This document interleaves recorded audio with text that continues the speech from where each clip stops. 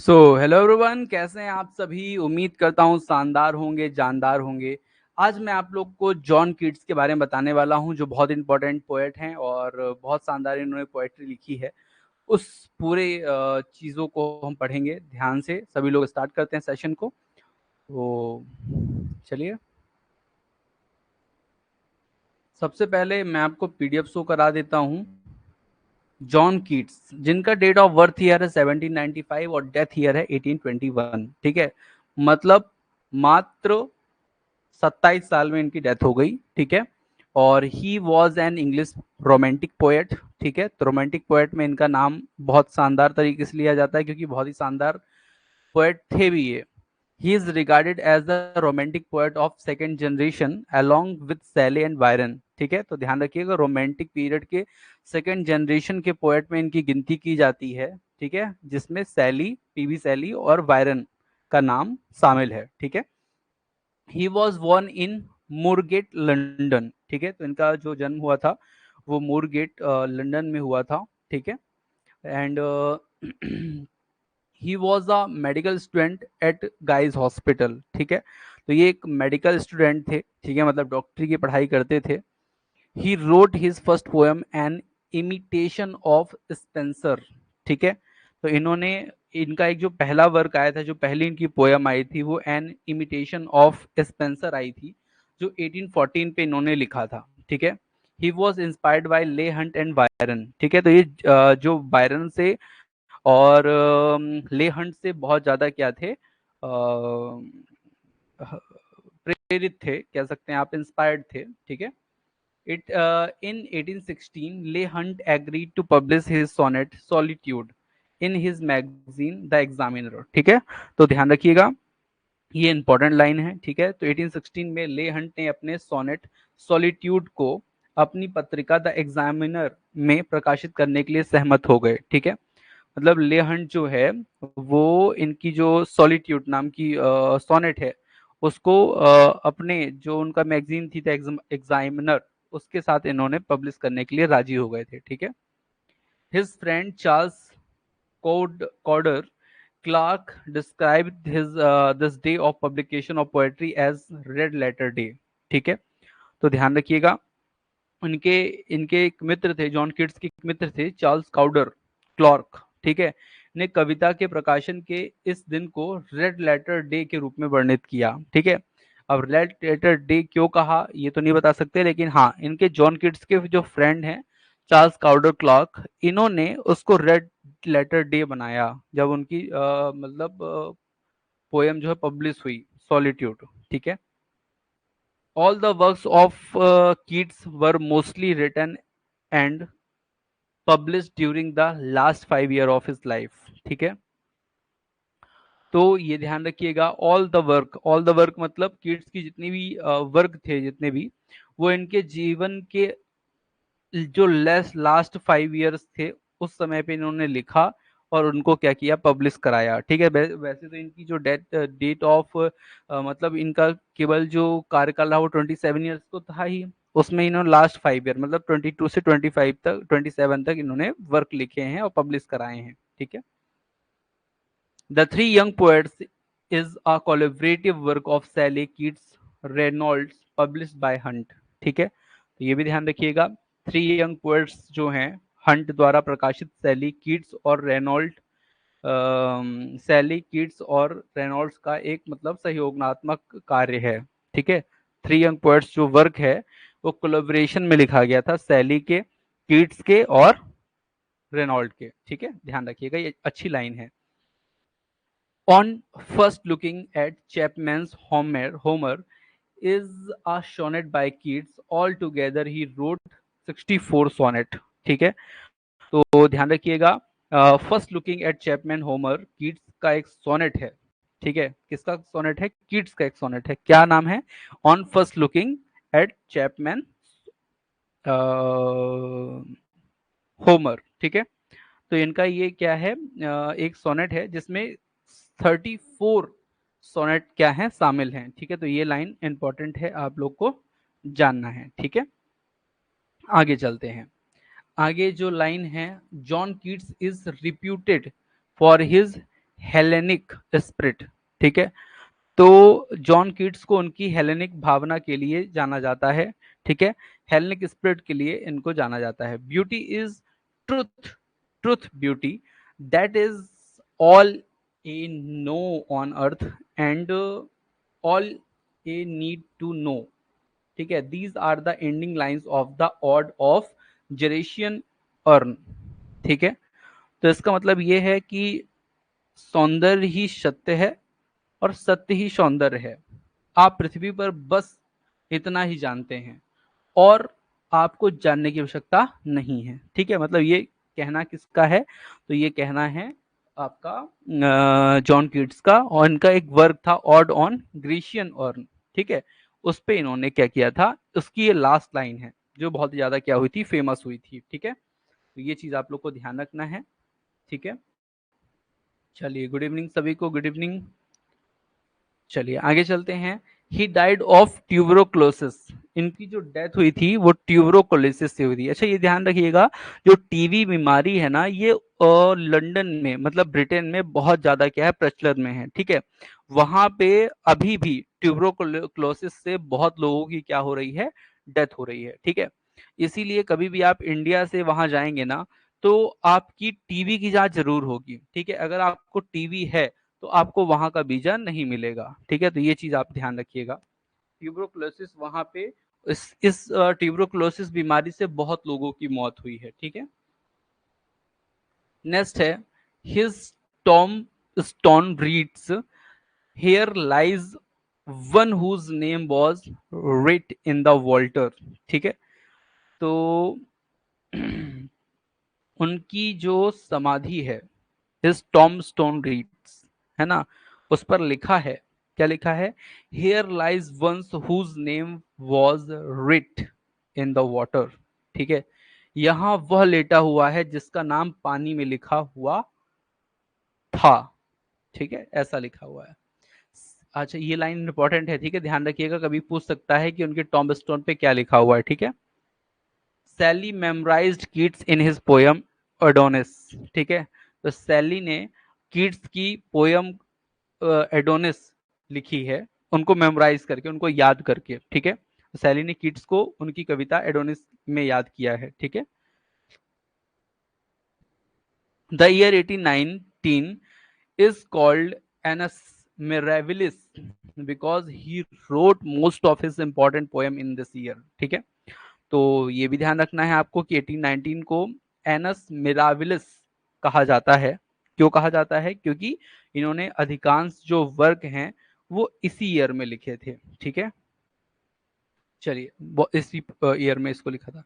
He fell in love with Fanny Brawne but she did not respond his love, ठीक है। तो इनको भैया प्यार हो गया था फैनी ब्राउन से और उन्होंने इनके प्यार का कोई भी रिप्लाई नहीं दिया, ठीक है। He was one among the Cockney poet, ठीक है। अब यहाँ पे देखिएगा, ये कॉकनी पोएट में से एक हैं, ठीक है। अच्छा, आप लोग का एक वर्क है, मैं देता हूँ, कॉकनी पोएट कौन कौन से हैं, ठीक है। उनके नाम आप लोग को मुझे मैसेज करना है ग्रुप में, ठीक है। ये आप लोग को मैंने वर्क दे दिया, ठीक है। जो बता पाएगा ठीक है, नहीं बता पाएगा फिर मैं बताऊंगा। वैसे सब मिल जाता है अगर आप ढूंढना चाहें।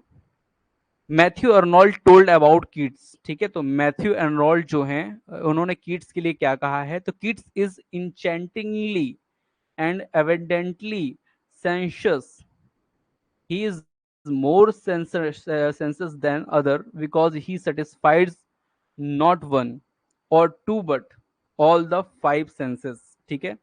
तो मैथ्यू अर्नोल्ड अबाउट कीट्स, इन्होंने क्या कहा, तो इन्होंने कहा, मैथ्यू अर्नोल्ड ने कहा कि कीट्स मनमोहक और प्रचुर मात्रा में कामुक हैं, ठीक है।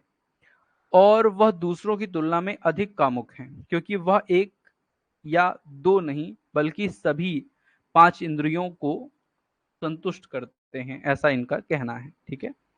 कोई मतलब की लाइन नहीं है, ठीक है, बस ध्यान दिए रहिएगा। चलिए, major work of Keats, Keats के कुछ मैं आपको मेजर वर्क बताता हूं जो आपको बिल्कुल याद रखने हैं, ठीक है। एक तो आपको ऑड टू मेलनकली, ठीक है, ऑड टू नाइटिंगेल पूछा ही पूछा जाता है, ठीक है। ऑड टू ऑटम, ठीक है। सॉलिट्यूड, ये इनके वर्क हैं जिनको आपको ध्यान रखना ही रखना है, ठीक है। बाकी मैं आपको कुछ वर्क आगे भी बताऊंगा। ईशाबेल, ठीक है, ये पढ़ लीजिएगा।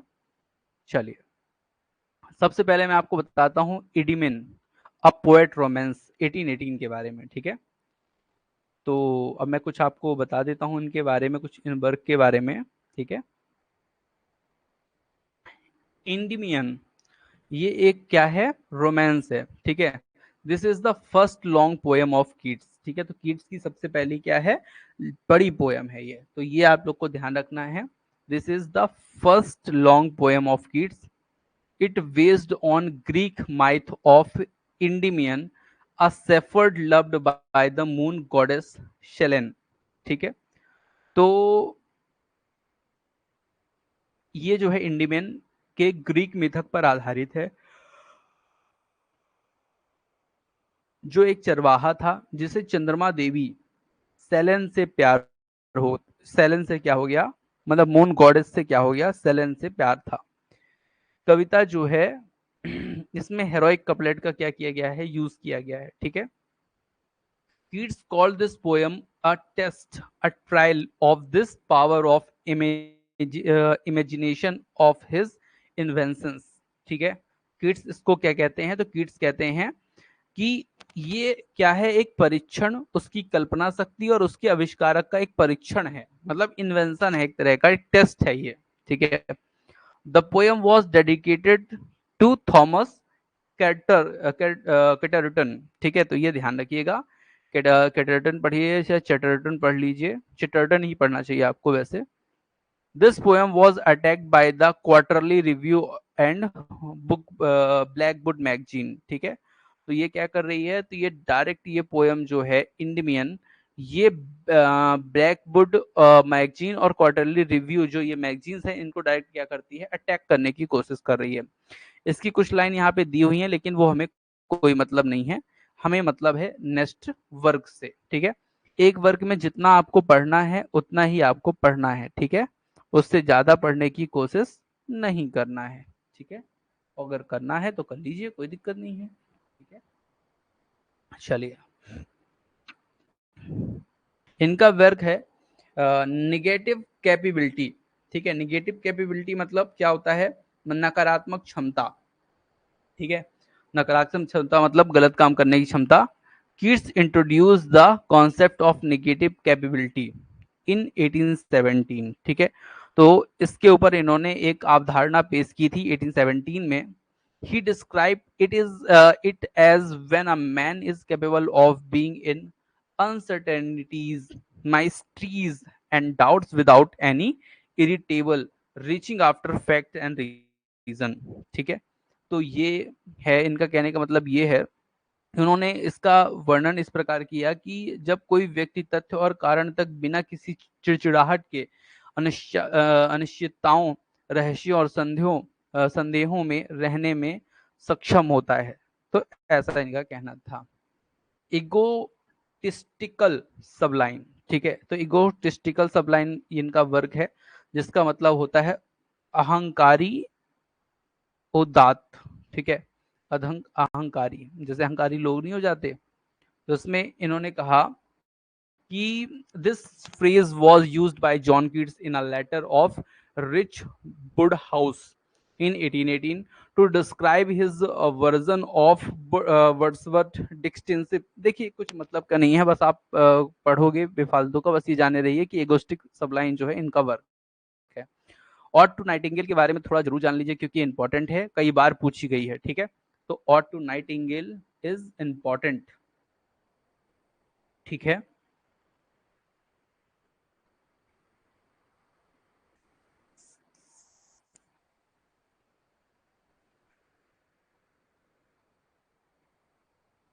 डन डन डन डन डन डन डन। देखिए, ऑटो नाइटिंगेल जो है वो उसको कंपोज किया गया था, वो 1819 में किया गया था, ठीक है। He wrote it is collaboration with Charles brown, ठीक है। तो चार्ल्स ब्राउन के साथ कोलेबोरेशन में लिखा गया है ऑटो नाइटिंगेल, ठीक है। He wrote about this composition as In the spring of 1819 a nightingale has built a nest nearby house. ठीक है, तो इसमें किसकी कहानी है? तो इसमें कहानी है कि 1819 के बसंत ऋतु होती है ना, में एक नाइटिंगेल मतलब बुलबुल चिड़िया ने मेरे घर के पास एक घोंसला बनाया। ठीक ठीक है, उसकी ये इसमें कहानी दी गई है। ठीक है, और उसके बाद फिर ये बहुत सारी चीजें हैं जो हमारे मतलब की नहीं है, हमारे मतलब की जितनी चीजें थी वो यहाँ पे मैंने बता दी है। नाइटिंगेल मतलब नाइटिंगेल चिड़िया, बर्ड्स की बात यहाँ पे की गई है। कंपोजिशन किसके साथ किया गया है? कोलैबोरेशन किया गया है चार्ल्स ब्राउन के साथ, तो ये आपको पता होना चाहिए। ठीक है, कंपोज कब की गई? तो 1819 में की गई। ठीक है, अब हम बात करेंगे हमारे नेक्स्ट वर्क के बारे में। ठीक है, तो नेक्स्ट वर्क कौन सा है? तो नेक्स्ट वर्क है ऑट टू ऑटम। ठीक है, ऑटम सीजन एक होता है। ठीक है, उसकी बात यहाँ पे इन्होंने की है, क्योंकि रोमांटिक कवि हैं, रोमांटिक पोएट हैं, तो नेचर की बात जरूर करेंगे, है ना। तो नेचर की बात यहाँ पे क्या है? तो Keats recorded his love of beauty and love of nature in this poem. ठीक है, तो इनका कहने का मतलब है कि कीट्स ने इस कविता में अपने सौंदर्य प्रेम और प्रकृति प्रेम को दर्ज किया है। ठीक है, तो kids record his love of beauty and love of nature. ठीक है, लव ऑफ ब्यूटी सुंदरता का वर्णन और नेचर की सुंदरता का वर्णन यहाँ पे किया है। ठीक है, इसकी कुछ लाइन है, वो लाइन जो स्टार्टिंग लाइन है वो क्या है? तो season of mist and mellows fruitfulness close bosom friend of the maturing sun. ठीक है, तो ये इनका लाइन है, मतलब धुंध और मधुर फल का मौसम है, परिपक्व होते सूरज का घनिष्ठ मित्र है। The poem gives a beautiful description about autumn season, where autumn is describe as season of mellows fruitfulness. ठीक है, तो यहाँ पे मैं आपको बता दूं कि कविता जो है शरद ऋतु के बारे में एक सुंदर वर्णन देती है, जहां शरद ऋतु को मधुर फलदायी मौसम के रूप में वर्णित किया गया है। ठीक है, autumn is a season of ripening of grapes, apple and hazelnut. ठीक है, तो यहाँ पे जो ये ऋतु है ना, ये अंगूर, सेब, है ना, और हेजलनट जैसे फलों के मौसम के बारे में बता रही है। ठीक है, आगे चलते हैं। Odd on Grecian earn. ठीक है, ऑड ऑन ग्रेशियन अर्न।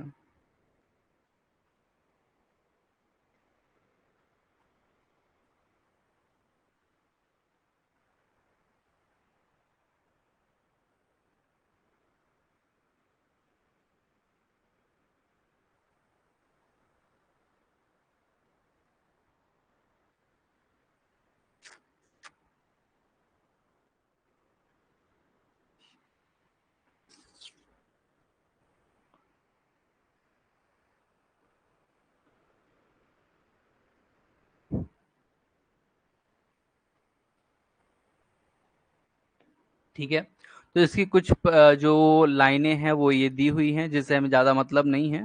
ठीक है, बस ये ध्यान रखिए कि इसमें क्या है। तो his imagination is fired by the perfect beauty of Greek sculpture. ठीक है, तो इसमें क्या है? तो इसमें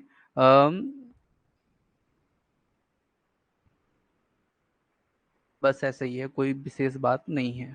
ठीक है। हम्म।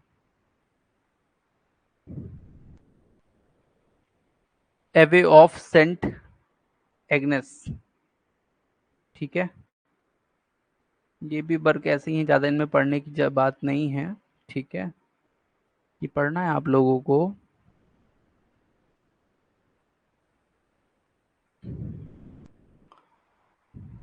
इसमें देखिए, Keats think that the highest truth can only be realise through the enjoyment of senses. ठीक है, ये एवे ऑफ सेंट एजेंस की मैं बात बता रहा हूँ।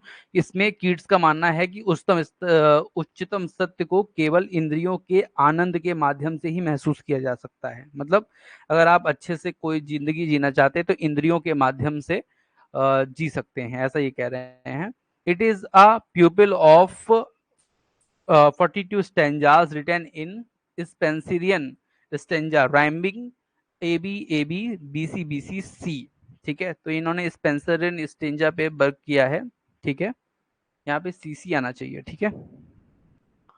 इस पोयम में टोटल कितनी है, 42 स्टैंजाज हैं, मतलब बड़ी पोयम है, ठीक है। स्पेंसर इन स्टेंजा का इसमें यूज किया गया है, ठीक है। उसकी राइमिंग स्प्रिंग क्या होती है, A B B C B C D C D और ई ये होती है, ठीक है। मतलब मिस्ड है भी।